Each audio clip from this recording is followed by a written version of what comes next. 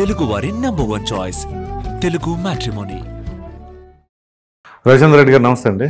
నమస్తే అండి ప్రసాద్ గారు. సార్, మీరు కూటమిలో ఉన్నారు. ఒక ప్రక్కన చూస్తే ఐటీ శాఖ మంత్రి వర్యులు నారా లోకేష్ ఆస్ట్రేలియా పర్యటన, మరో ప్రక్కన సీఎం గారేమో దుబాయ్.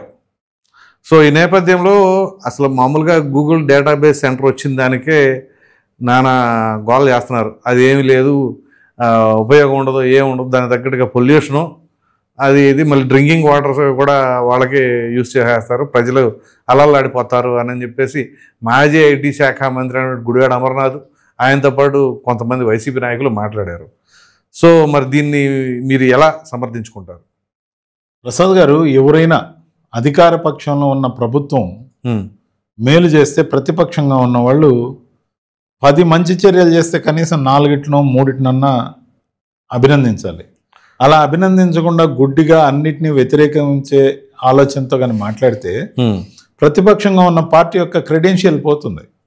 అది కూడా తెలుసుకోకుండా ఏదో విమర్శించాలి, ఏ పనికి కూడా అధికార పక్షానికి క్రెడిట్ ఇవ్వకూడదు అనుకుంటే ఖచ్చితంగా కూడా ప్రజల్లో ఎదురుతుంటుంది. విజిబుల్గా కనపడుతున్న ఫ్యాక్ట్స్, ఆ రోజు వాళ్ళు ఏదో అదానీ డేటా సెంటర్, అది పూర్తి కాలేదు కదా, అది కాలేదు కదా. ఇప్పుడు ఏదైనా మనం ఒక పేరు పెట్టిన తర్వాత వ్యవస్థీకృతంగా అతను ఐఏఎస్ లేకపోతే ఐపీఎస్, ఆ రోజు మేము పేరు పెట్టాం కాబట్టి ఆ క్రెడిట్ అంతా మాది అంటే అది అయ్యే పని కాదు. సో ఖచ్చితంగా కూడా దానికి సహకరించే ప్రభుత్వానికి ప్రయత్నం చేసి దాన్ని పక్క రాష్ట్రాలతో పోటీపడి ఆంధ్రప్రదేశ్ గూగుల్ని తీసుకురావడం నిజంగా కూడా కూటమి యొక్క విజయం. ముఖ్యంగా నారా లోకేష్కి ఈ విషయంలో అభినందనలు తెలియజేయాలి. ఎందుకంటే పట్టు వదలని పర్సనాలిటీగా తయారైన నారా లోకేష్ గారు నిర్మాణాత్మకంగా వ్యవస్థీకృతంగా ఆంధ్రప్రదేశ్కి మరిన్ని కంపెనీలు రావాలి, తద్వారా ఆంధ్రప్రదేశ్ బ్రాండ్ వాల్యూ పెరగాలని కోరుకుంటూ, ఏదైతే ఉద్యోగాలు రావాలని కోరుకుంటూ చేస్తున్న పనిని ఎవరైనా సమర్థించాలి. ఎందుకు వ్యతిరేకించాలి? ఆంధ్రప్రదేశ్ మేలు జరిగి సమర్థించద్దా? దాంతోపాటు ఒకవైపున మోడీ గారి అభినందనలు అందుకుంటున్నారు.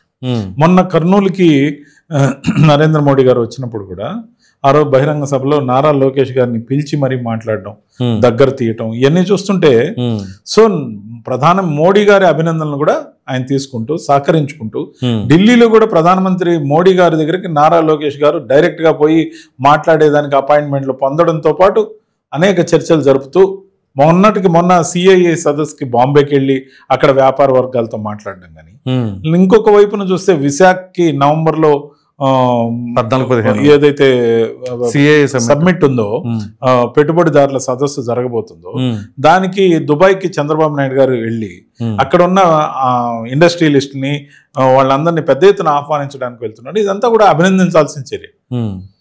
ఖచ్చితంగా ఏ ప్రభుత్వం అయినా నిర్మాణాత్మకంగా ప్రజలకు ఉపయోగపడి పనిచేస్తే దాన్ని అభినందించండి. ప్రతిపక్షానికి నేను చేసే సూచన ఏంటంటే, అలా అభినందించినప్పుడే అన్నీ మీరు అభినందిస్తే మీకు మైలేజ్ పూర్తిగా పోద్ది అనుకుంటే 10 కనీసం ఒక 4 అభినందించండి. 5 అయితే మరి మంచిది.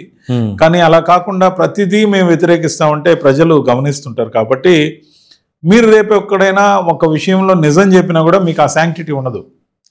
సో ప్రతిదీ వ్యతిరేకిస్తే మీకు వచ్చే ప్రయోజనమే ఉండదు. కాబట్టి యువకుడుగా ఉన్న నారా లోకేష్ యొక్క ప్రయత్నం నాయకుడిగా ఎదుగుతూ, తండ్రి చాటు ఒదుగుతూ, ముఖ్యంగా ఏదైతే ప్రపంచ పటంలో ఉన్న అనేక దేశాల్లో తిరుగుతూ ఖచ్చితంగా ఇండస్ట్రీలన్నింటినీ ఆంధ్రప్రదేశ్కి వీలైనన్ని ఎక్కువ తేవాలని ఆయన తీసుకొచ్చిన గూగుల్కి సంబంధించి ప్రతిపక్షమైన వైఎస్ఆర్సీపీకి ఇక్కడ ఏమనిపించిందో తెలియదు కానీ కర్ణాటకలో అధికారంలో ఉన్న కాంగ్రెస్ ఉలిక్కిపడింది. ఎలా ఉలిక్కిపడిందంటే, వాళ్ళు అన్ని ఇన్సెంటివ్స్ ఇచ్చారు, అన్ని మేము ఇవ్వలేకపోయాం, ఇక్కడ ట్రాఫిక్ కంజెషన్ ఉంది అంటున్నారు, అది అంటున్నారు, నీళ్లు ఇచ్చారు, సబ్సిడీలు ఇచ్చారు, జిఎస్టీ రీఎంబర్స్మెంట్ అన్నారు, ఇవన్నీ మేము పోటీ పడలేకపోయాం. అంటే అంత డెవలప్ అయిన కర్ణాటకతో పోటీపడి ఈ కొత్తగా ఎదుగుతున్న ఆంధ్రప్రదేశ్ మరి ఇన్ని ఇన్సెంటివ్స్ ఇచ్చి కూడా తీసుకురావడం అంటే అది విజయం కింద పరిగణించాలి, విమర్శలకి కాదు. కాబట్టి ఆ విషయంలో కూడా ఖచ్చితంగా పునరాలోచించుకోవాలి వైఎస్ఆర్సీపీ అని నేను కోరుతున్నాను. సో ఇప్పుడు లోకేష్ గారు గతంతో పోలిస్తే ఇప్పుడు చాలా అగ్రెసివ్గా ఆయన గతంలో కూడా ఐటీ శాఖ మంత్రిగా చేశారు. 14 to 19 మధ్య పీరియడ్లో 17లో అనుకుంటా బహుశా ఆయన ఐటీ మినిస్టర్ అయ్యారు. సో ఇప్పుడు చూస్తే ఫ్రమ్ డే 1 ఆన్వర్డ్స్ ఆయనకి ఆ ప్రయత్నాల్లోనే ఉన్నారు. అఫ్కోర్స్ ఆ 20 లక్షల మందికి ఉపాధి లభించేలాగా మేము చేస్తామని చెప్పేసి ఇచ్చిన మాట వరకు కావచ్చు. సో మీరు అబ్జర్వ్ చేసిన డిఫరెన్స్ ఏంటి అప్పటికి ఇప్పటికి?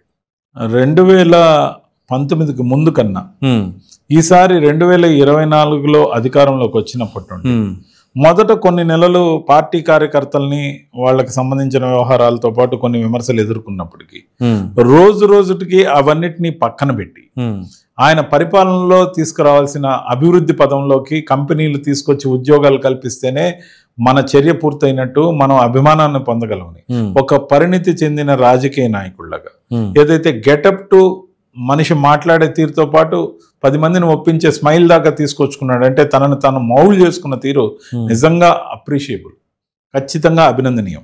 ఏదైతే ఆ విధంగా మార్పు అనేది అవసరం. ప్రతి ఒక్కరు కూడా రా నుంచి పాలిష్ అవుతారు, పాలిష్ నుంచి సూపర్గా తయారవ్వాల్సిన అవసరం ఉంటుంది.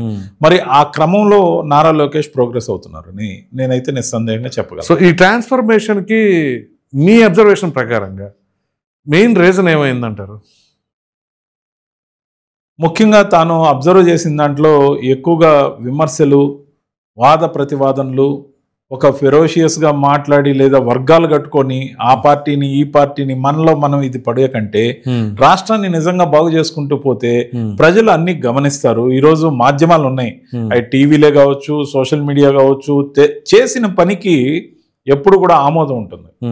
చేస్తామన్న పని గురించి ఊరికే మాట్లాడారు అని అనుకుంటారు కానీ డెలివర్ చేసిన అంశానికి మాత్రం ఎప్పుడు కూడా హైలైట్ అవుతుంది.